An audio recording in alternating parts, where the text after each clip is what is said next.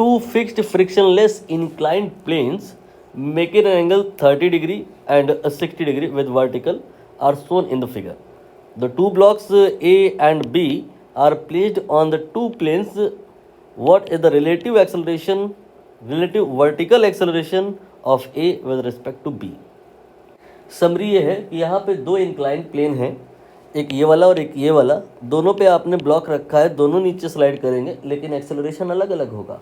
हमें relative acceleration निकालना है, नहीं, हमें इनका वर्टिकल डायरेक्शन में रिलेटिव एक्सेलरेशन निकालना है। What is the relative vertical acceleration?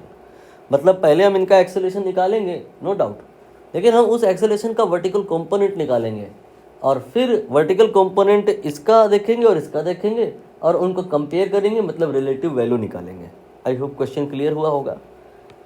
आप चाहो तो कर लो, मैं पहले थ्योरी ब्रीफ करूँगा, इसके बाद में फिर क्वेश्चन पर आऊँगा। यहाँ पर ये एक इंक्लाइंड प्लेन है, यहाँ पर इंक्लिनेशन थीटा है, प्रश्न में कहा है फ्रिक्शनलेस, मतलब कहीं कोई फ्रिक्शन का रोना धोना नहीं है। इसको आपने एक ब्लॉक रख दिया, ये ब्लॉक आपका स्लाइड करेगा कितने एक्सेलरेशन से? जी साइन थीटा से। ये कैसे पता? डायरेक्टली पता होना चाहिए, लेकिन नहीं पता तो देख लीजिए। होगा क्या कि इस पे यहाँ असलियत में तो mg लगता है ऐसे, लेकिन हम यहाँ पर इस mg को नहीं बनाते हैं, हम mg के दो कंपोनेंट बनाते हैं। इधर वाला जो कंपोनेंट होता है अलोंग द प्लेन वो होता है mg साइन थीटा, एंड जो परपेंडिकुलर प्लेन कंपोनेंट होता है वो होता है mg कॉस थीटा। यहाँ पर mg कॉस थीटा, क्या इस कंपोनेंट की वजह से ये ब्लॉक इस इंक्लाइंड प्लेन को पेनिट्रेट कर जाएगा? नहीं कर जाएगा। ये इंक्लाइंड प्लेन इसको सपोर्ट करेगा, अपोजिट डायरेक्शन में फोर्स लगाएगा जो कि mg कॉस थीटा के ही बराबर होगा और इसे नॉर्मल फोर्स कहा जाएगा। तो यहाँ पर इन दो में से ये तो बैलेंस हो गया, अनबैलेंस फोर्स जो है यहाँ पे वो mg साइन थीटा है। It will produce acceleration. Acceleration क्या होता है? Unbalance force divide by mass, mg sine theta divide by mg sine theta हो गया, ये आ गया एक्सेलरेशन। लेकिन आपने क्वेश्चन जो समझा हो, आपको एक्सेलरेशन का वर्टिकल कंपोनेंट रिक्वायर्ड है, तो यहाँ पर अब हमें इस एक्सेलरेशन के कंपोनेंट करने होंगे। तो डायग्राम एक बार दोबारा से बना लेते हैं। ये इंक्लाइंड प्लेन हो गया और इस इंक्लाइंड प्लेन में यहाँ पर एक कोई पॉइंट है जिसका एक्सेलरेशन आपने अभी थोड़ी देर पहले निकाला था, it was G sine theta. इसका वर्टिकल कंपोनेंट निकालना है, मतलब इस डायरेक्शन में कितना होगा।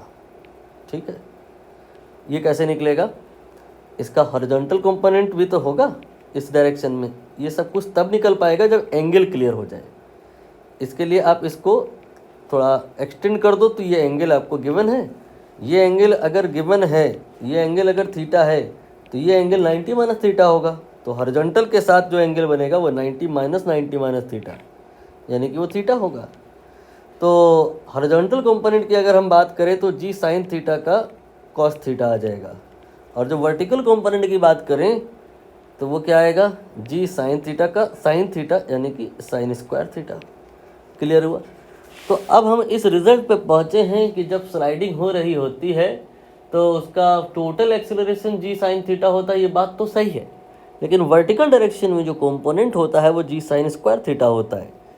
इसमें भी ऐसे ही निकलेगा और इसमें भी ऐसे ही निकलेगा। ठीक है, यहाँ पर जी साइन स्क्वायर 60 आएगा और यहाँ पे जी साइन स्क्वायर 30 आएगा। क्या दोनों बराबर हैं? कौन कम कौन ज़्यादा, समझ पाए आप? यहाँ पर जी साइन स्क्वायर 60 ये ज़्यादा आएगा और ये कम आएगा। ये आपका आ जाएगा √3/2 रखने के बाद 3g/4, √3/2 का स्क्वायर किया मैंने, और ये आ जाएगा 1/2 रखने के बाद g/4। ये वाला वैल्यू इसकी तुलना में आपने समझ लिया होगा 3 गुना है। हमें लेकिन रिलेटिव वैल्यू निकालनी है, मतलब माइनस कर देना बड़े में से छोटे को। तो ये आ जाएगा 2g/4, जिसे आप g/2 भी कह सकते हैं। और अगर g की वैल्यू रख लें 9.8 डिवाइड बाई 2, तो ये 4.9 मीटर पर सेकेंड स्क्वायर आ गया। ये आपको डी ऑप्शन में गिवन है, ए ऑप्शन में भी गिवन है, लेकिन ये कह रहे हैं हॉरिजॉन्टल डायरेक्शन, तो इस वजह से ये रॉन्ग है। ये जो रिलेटिव एक्सेलरेशन है ये वर्टिकल डायरेक्शन में है, ये भी वर्टिकल में है, ये भी वर्टिकल में है, और इनकी जो रिलेटिव वैल्यू होगी वो भी वर्टिकल में ही होगी।